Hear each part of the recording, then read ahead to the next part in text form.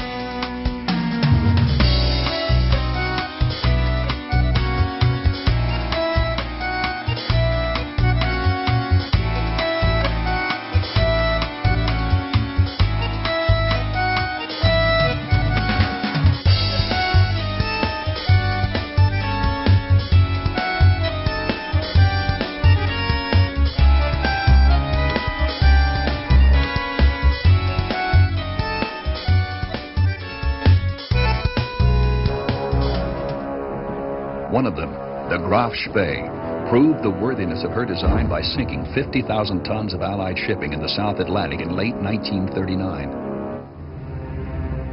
On December 13th, 3 British cruisers finally caught up with the Graf Spee on the southeastern coast of South America at the mouth of the River Plate. Once there, Captain Hans Langsdorff, the German commander, hoped to be allowed to remain in port long enough to repair his battleship. But local authorities flew the bottom out of the Graf Spee.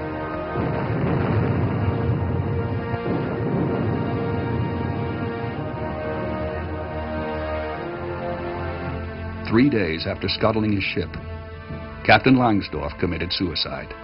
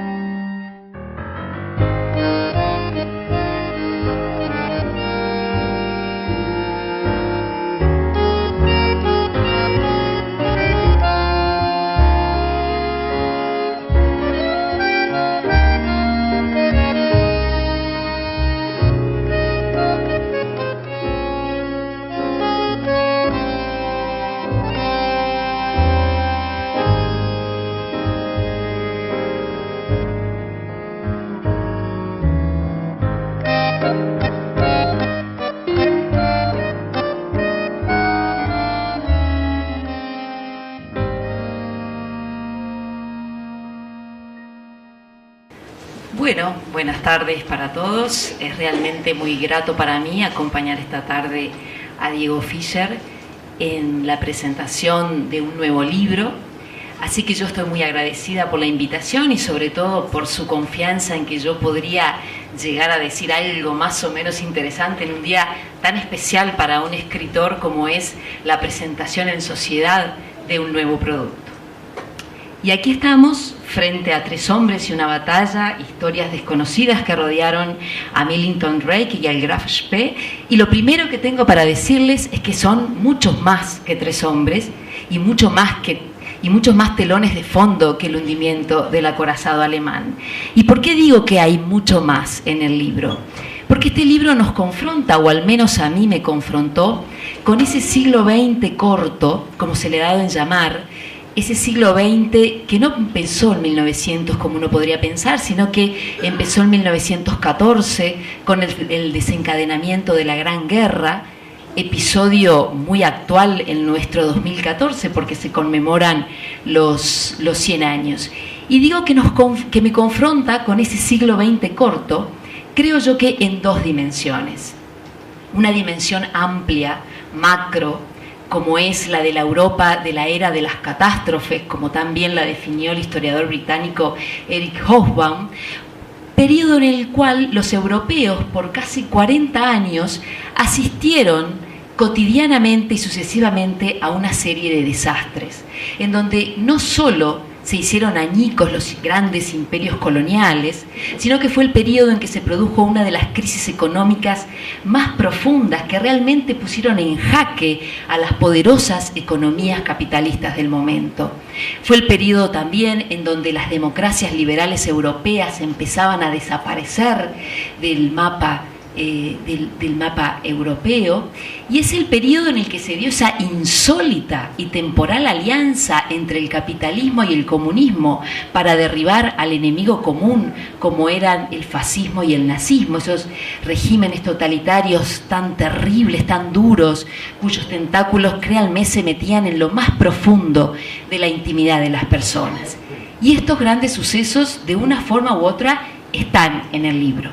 Pero también el libro nos confronta con una dimensión más micro, más local, y que tiene que ver con esos sucesos del siglo XX, pero vistos desde el Uruguay. Y no cualquier Uruguay, sino del Uruguay de los años 30. Y yo creo que la magia de este libro está en cómo se van tejiendo los impactos de esos grandes sucesos en la vida cotidiana de la gente común, con más o menos poder, como son los personajes del libro, pero que en definitiva sus trayectorias son las que le dan insumo a la historia con mayúscula. Y en estos escenarios que dialogan permanentemente están los personajes del libro, sus trayectorias, que insisto, son muchos más que 3, y entonces se va construyendo esa trama que pone en evidencia, creo yo, algunos asuntos que generaron muchísima tensión en el Uruguay de los años 30 y que yo quiero compartir con ustedes, o voy a comentar con ustedes solamente 2. Por un lado, yo creo que este libro pone en tensión el tema del vínculo del Uruguay y los uruguayos con la guerra, con la Segunda Guerra Mundial, y el otro asunto es que es el vínculo del Uruguay y de los uruguayos con la inmigración. Con respecto al primer punto, al Uruguay y la guerra, bueno, uno se podría preguntar qué actitud tomó este país pequeño, atlántico, europeizado, demasiado afrancesado para Millington Drake, como ustedes tendrán oportunidad de observar, pero en definitiva un país vulnerable a los vaivenes ideológicos, políticos, económicos del mundo occidental y cristiano. Bueno, este Uruguay transitó desde una neutralidad inicial hacia una política pro-aliada. Y en este punto, los historiadores suelen coincidir en decir, en este tema del viraje de la política internacional, los historiadores suelen hablar de la desembosada presión de Gran Bretaña. Y realmente, ustedes sacarán sus propias conclusiones si esta intervención fue efectivamente desembosada, sobre todo leyendo a las intervenciones de Millington Drake, ¿verdad? Que como todos saben era el representante de la corona británica en el Uruguay. Y esa intervención no solamente fue política, estratégica, diplomática, sino que también fue una intervención cultural muy importante que aparece allí en el libro. Y de la intervención de Millington Drake solamente voy a hacer una pequeña mención, algo que a mí realmente me llamó poderosamente la atención. Millington Drake desplegó un sistema de espionaje aquí en el Uruguay. Bueno, uno no le podría llamar la atención, ¿verdad?, que un representante de la corona inglesa en un contexto de guerra y en un país estratégicamente tan bien ubicado como el Uruguay desplegara un sistema de espionaje. Lo que a mí sí me llamó poderosamente la atención es cómo él va a integrar a ese sistema de espionaje, que no lo voy a decir ahora porque yo los invito y les siembro la curiosidad para que ustedes lo vayan a leer en el libro, pero realmente a mí me sorprendió quiénes integran esa red de espionaje. Me dieron muchas ganas de conocer de qué fue de esas personas, qué fue lo que hicieron, cómo pudieron en ese Uruguay de los años 30 combinar esas dos acciones. Por eso yo creo que es una de esas perlas que tiene este libro y que los invito a que descubran por ustedes mismos y que recuerden cuando vayan por esa parte. Pero yo les decía entonces que el Uruguay transitó desde la neutralidad inicial que se decretó en el Uruguay el 5 de septiembre del 39 durante el gobierno de Valdomir. El 1 de septiembre fue la invasión nazi a Polonia y luego fue virando hacia una postura proaliada que terminó en una tardía declaración de guerra en febrero del 45, cuando la rendición alemana es en mayo del 45. Y Valdomir tuvo en su canciller, en Alberto Guani, otro de los personajes claves de este libro, al artífice de esa política internacional que realmente, según constatan los historiadores, le dio al Uruguay un prestigio muy grande, sobre todo en esas reuniones panamericanas que se hacían para definir posturas a nivel de continente con respecto a la guerra. Y de hecho, los 3 días que el gobierno uruguayo le da a los alemanes para que arreglen el Graf Spee, que uno puede imaginarse que no era tiempo para nada, bueno, realmente uno puede decir era una neutralidad al menos benevolente para con los aliados. Pero esta es la postura a nivel del país. a nivel oficial. ¿Y qué pasaba con la gente, con el uruguayo de a pie? Bueno, las posturas con respecto a la guerra también fueron muy distintas, porque estaban aquellos que apoyaban la posición proaliada, pero no debemos de olvidar que el Uruguay tenía una colonia de inmigrantes italianos muy grande que estaban en permanente vínculo con Italia y con el régimen de Mussolini. Tenían una escuela que se hacía eco de esa ideología. Lo mismo con la comunidad alemana, que si bien era menor, pero también tenía un colegio que respondía a las políticas educativas del régimen nazi. O sea que los uruguayos estaban divididos en cuanto a qué posición tomar con respecto a la guerra. Y ni que hablar a nivel político, ¿verdad? Si recordamos que el herrerismo nunca se bajó de la más acérrima neutralidad y que esa postura le valió que sus adversarios los tildaran de nazifascistas por no, amoldarse a esa corriente proaliada. El otro asunto, el de la inmigración. Los uruguayos, el Uruguay y la inmigración. Y yo creo que la guerra le impuso al Uruguay un nuevo desafío con respecto a este fenómeno, porque podía seguir siendo el Uruguay, ese Uruguay de puertas abiertas que recibía a todo el mundo en este contexto de guerra, o bien los vaivenes ideológicos y la situación de la Segunda Guerra Mundial imponía algún cambio en esta política. Y yo creo que la trayectoria de Bulminot y de la familia Spillmann son bien significativas de lo que quiero decir. Bulminot representaba lo clásico dentro de lo que era la inmigración de fines del siglo XIX y principios del XX, mientras que Spillmann nos coloca ante otro Uruguay y otra reglamentación que yo podría tildar de poco feliz. Alberto Bulminot, ¿por qué digo clásica su trayectoria? Bueno, porque él representa a esos inmigrantes que llegaban al Uruguay a fines del siglo XIX o mitad del siglo XIX con algún conocimiento técnico previo, se encontraban con que en este país todo estaba por hacerse y mientras fueran personas laboriosas, respetuosas de las leyes, no iban a tener mayores problemas para desarrollar su actividad. Bulminot, Regusci, pero también los Salvo, los Strauch, los Bierzi, es decir, esos inmigrantes que realmente contribuyeron a generar una incipiente clase empresarial en una no menos incipiente revolución industrial en el país. Spillmann nos coloca en otro lugar, del Uruguay y de la reglamentación. ¿Por qué? ¿Por qué digo esto? Porque el Uruguay cambió esta postura con respecto a la inmigración y de esa apertura al inmigrante se vuelve muy restrictivo. Y este viraje ocurre a partir de la presidencia de Gabriel Terra. Ustedes saben que Gabriel Terra en marzo del 33 da un golpe de Estado y se instaura una dictadura. La política exterior de Terra era una política muy pragmática.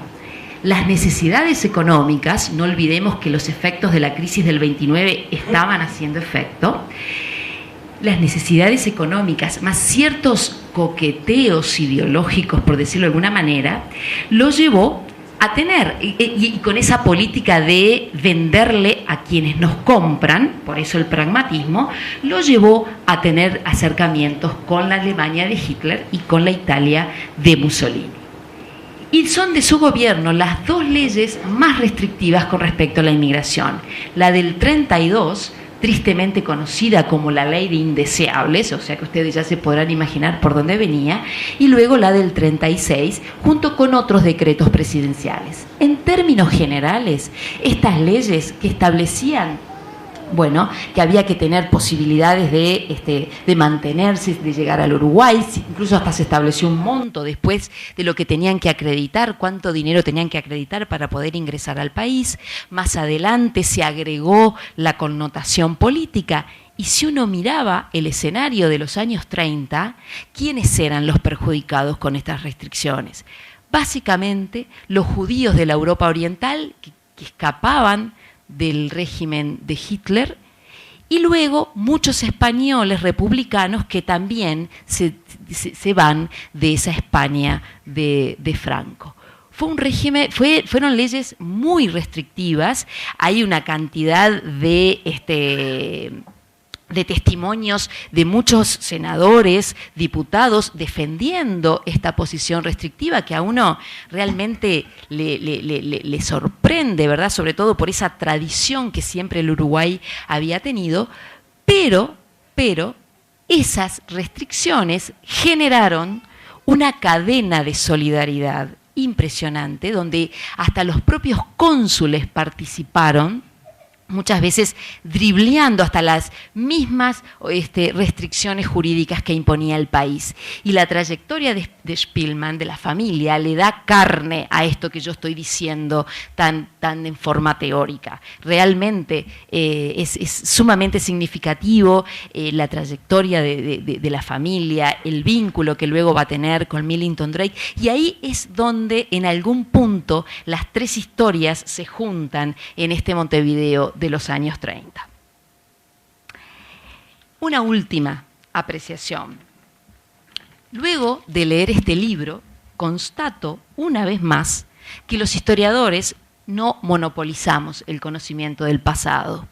Si bien nosotros tenemos nuestro oficio, que pretende ser científico, que tenemos un método, que tenemos un marco conceptual, pero también compartimos con otros oficios y con otros narradores que tienen otras reglas, que usan las fuentes de otra forma, pero que también a través del relato nos acercan a ese pasado y a la vida de esas personas que vivieron antes que nosotros, y que es lo que precisamente nos fascina y nos atrae de los que estamos permanentemente dialogando con los muertos, que en definitiva es lo que los historiadores hacemos y lo que nos apasiona.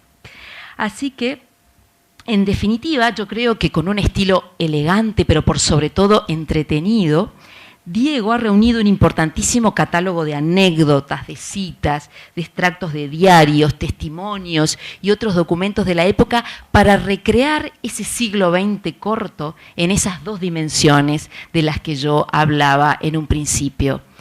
Así que nada, solo a mí me queda decir que lean el libro, que se dejen llevar de la mano de los protagonistas por esa Montevideo de los años 30 y pasen junto con ellos por un estadio centenario en construcción, o visiten las confiterías montevideanas, verdaderos contrapuntos ideológicos en el conflicto, o siéntense con Millington Drake y su familia en el piso 19 del Palacio Salvo a ver cómo el Graf Spee quedaba hecho carbón. O escuchen los carrillones perfectamente sincronizados de la plaza de la Catedral y del reloj de Pablo Ferrando cuando Millington Drake llegó al Palacio Esteves a presentarle las credenciales diplomáticas a Gabriel Terra a las 12 en punto. Léanlo, disfrútenlo como yo lo disfruté y nada más. Muchas gracias.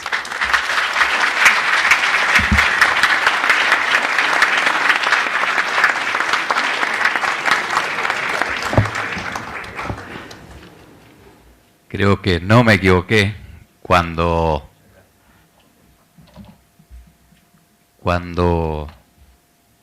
propuse y elegí a Carolina para que fuera presentadora esta noche. Yo no les voy a hablar del libro porque la gracia es que ustedes lo compren y lo lean. De eso vivimos en orden las editoriales y los autores. Las editoriales y los autores. Pero sí les voy a contar algo de la cocina de esta historia. Esta historia fue creciendo en el tiempo.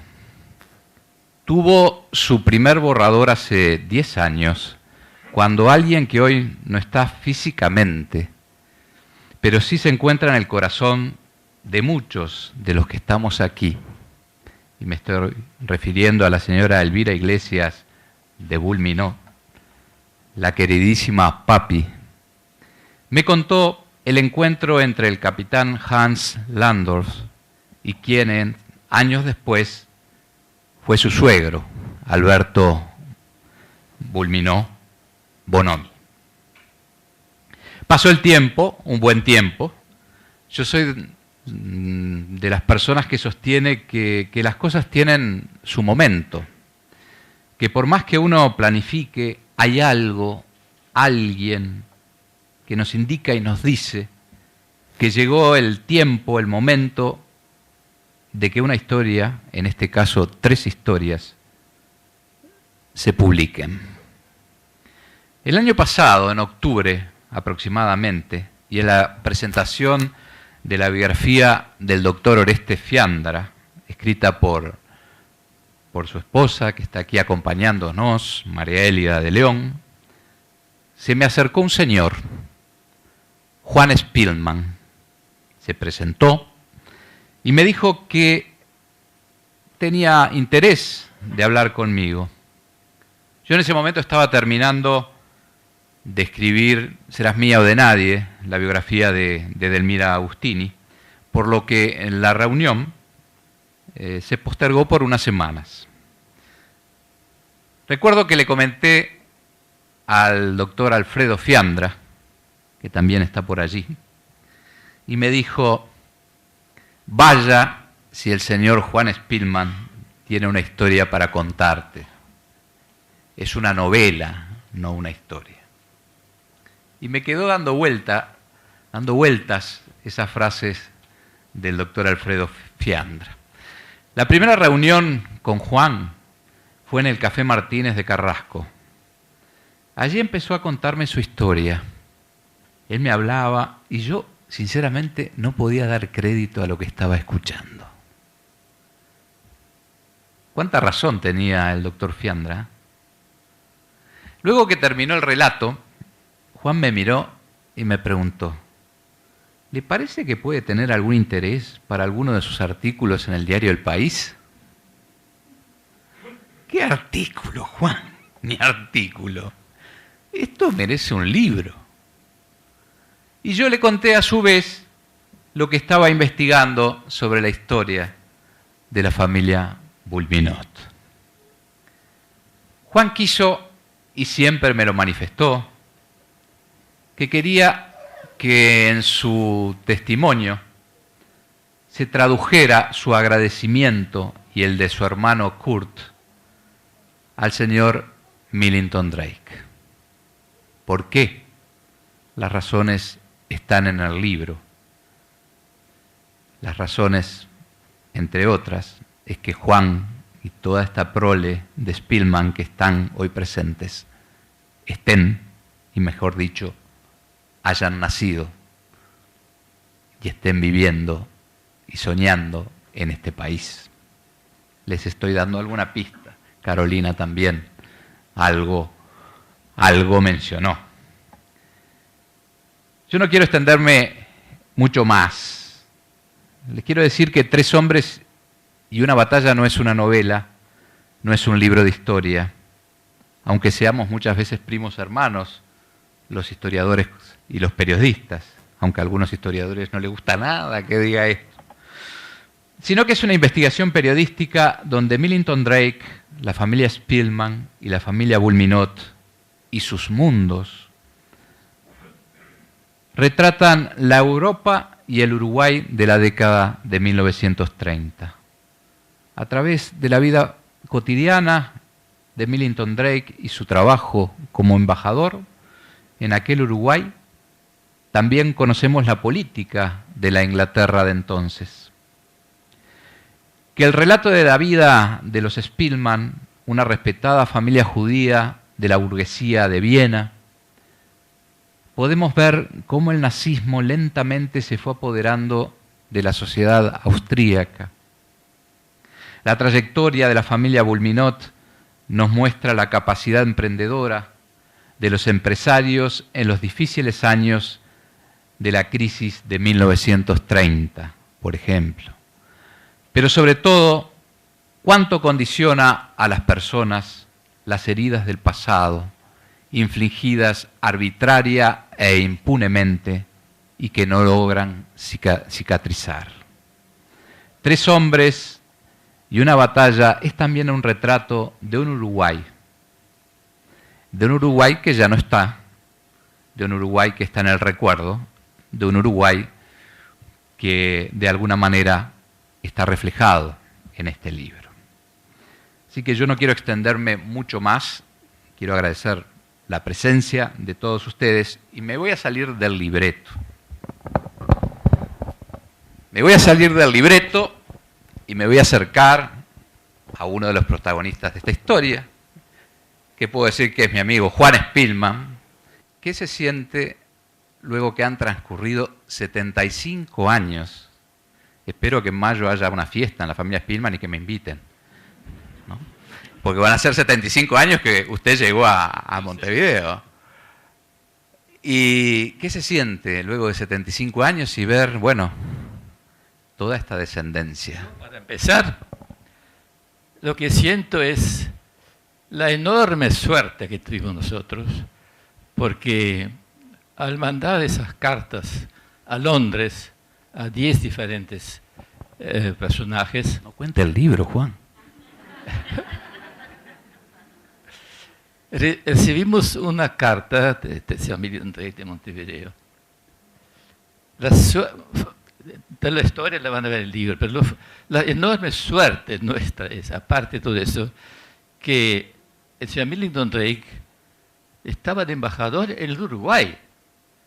Porque la primera pregunta de él fue: yo les ayudo con muchísimo gusto, pero me viene mejor al Uruguay donde estoy de embajador. Si este señor Millington Drake hubiera estado en ese momento en Afganistán, yo estaba hoy en Afganistán o en el Congo belga. Me tocó el mejor país del mundo, y lo digo y lo repito a todo el mundo, que muchos orientales no saben en qué país está viviendo. A veces están haciendo todo lo posible para estropearlo, pero no pueden. Es irrompible Uruguay. Es el mejor país del mundo, especialmente por dos cosas. El clima, a pesar de que todo el mundo se queja cuando llueve, como llueve, cuando se qué calor que hace. Yo fui a la escuela con 6 años, con 10 grados bajo cero, en pantalón corto, y nadie se queja porque es así. Además, lo más importante es la gente. La gente acá, y lo digo por piedad, porque yo vine dominando la gramática, pero no sabía hablar todavía ni entender. Yo trabajé a las 3 semanas en una fábrica de chocolate con lo más humilde gente. Me hablaban en tipo telegrama: Juan, tú venid aquí, esto leche, esto azúcar, esto cacao. A las 3 semanas, como ganaba 10 pesos por mes y después 12, me fui, porque Millington Drake me preguntaba si estaba conforme. Sí, estoy bien, no gané mucho, pero habló con el señor Horacio Torrendel, que tenía un taller de ómnibus, ACLO, en aquella época, que Kutz era la única empresa de ómnibus en aquella época. Había ACLO y Leyland. Y yo trabajé, me consiguió el impuesto con... Ahí estuve 4 años con los obreros, lo más humilde que hay, excelentísimo. Yo ya era empleado en la oficina y siempre lo visitaba, siempre a las 6 de la tarde cuando se abre el taller, yo fui allá a saludar. No, nunca me olvido de esta gente. Por eso le digo, la enorme suerte, que lo repito todas las veces, que este hombre estuvo de embajador en Uruguay. Y que dio con gente agradecida. Otro aplauso para Juan.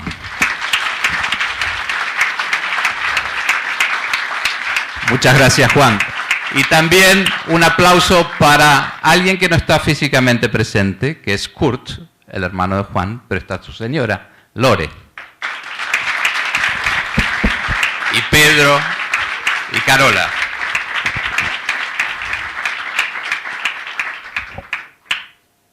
Pido un aplauso para él también.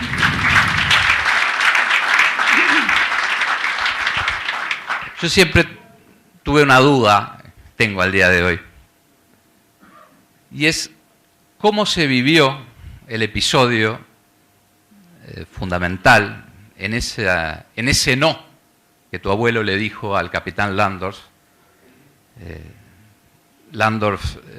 ofreciéndole todo el dinero del mundo, y tu abuelo le dijo que no iba a reparar a ese barco y tampoco le iba a vender los materiales.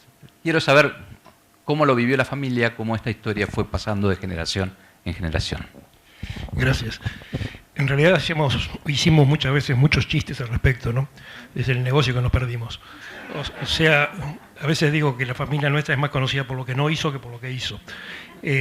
Pero hay una reflexión que tengo de esto, que independientemente de la decisión de mi abuelo y qué podía haber afectado eso al resultado de la Segunda Guerra, en la familia nuestra se habló permanentemente de este tema desde que tengo uso de razón.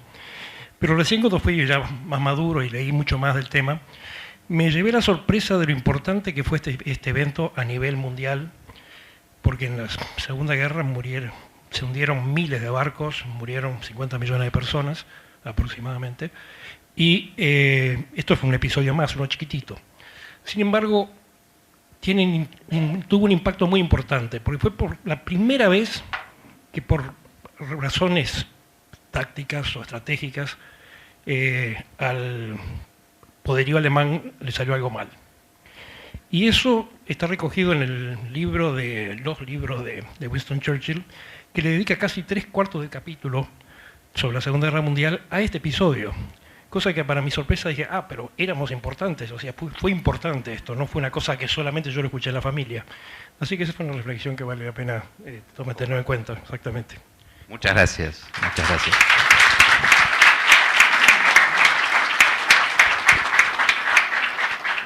Y tenemos, para cerrar, una joyita. El señor embajador de Gran Bretaña, el señor Ben Lister, ha aceptado la invitación que le hemos hecho. Ustedes saben que en este libro, no saben porque muchos no lo han leído, pero este libro tiene un leitmotiv, que es un poema de Kipling. El señor embajador nos va a recitar ese poema. Adelante, señor embajador. If, by Rudyard Kipling. If you can keep your head when all about you are losing theirs and blaming it on you, if you can trust yourself when all men doubt you, but make allowance for their doubting too, if you can wait and not be tired by waiting, or lied about, don't deal in lies, or being hated, don't give way to hating, and yet don't look too good, nor talk too wise.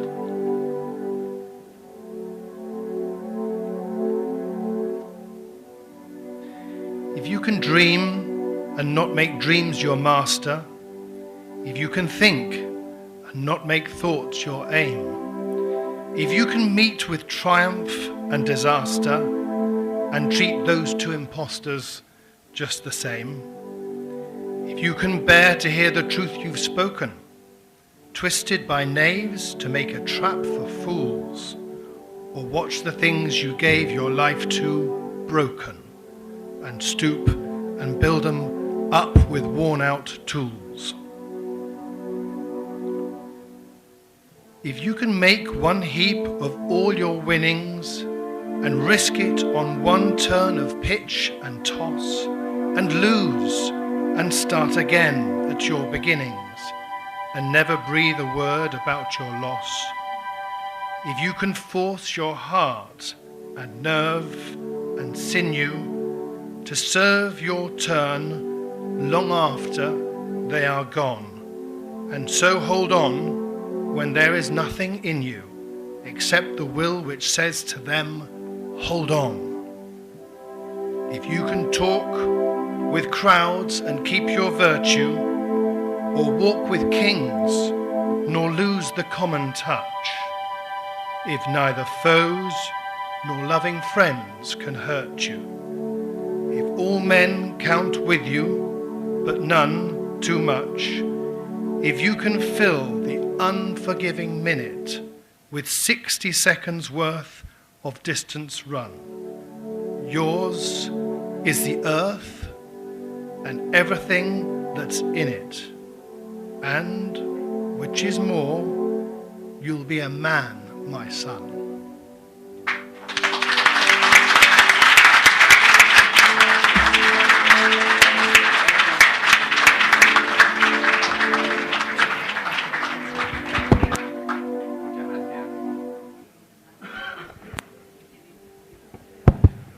Muchas gracias, señor embajador. Y llegamos al final. Y bueno, vamos a compartir ahora una copa.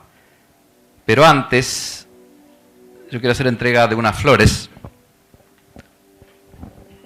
a unas personas que nos están acompañando. Este ramo es para Lore, la señora de Kurt.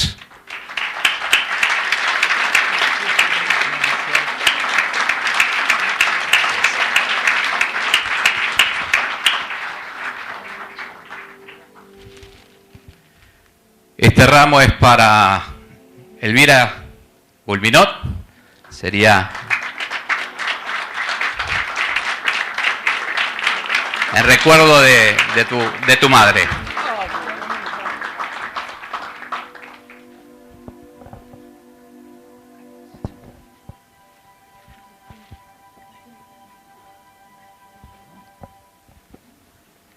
Yo quiero decirles que Juan, hace unos 21 años, bueno, está divorciado, tiene 3 hijos, 2 hijos, 3 nietas y 3 bisnietos.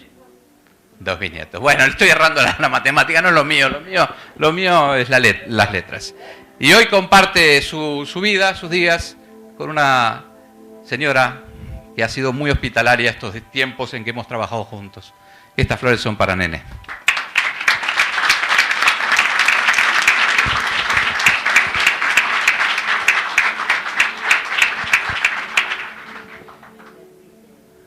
Sí, sí.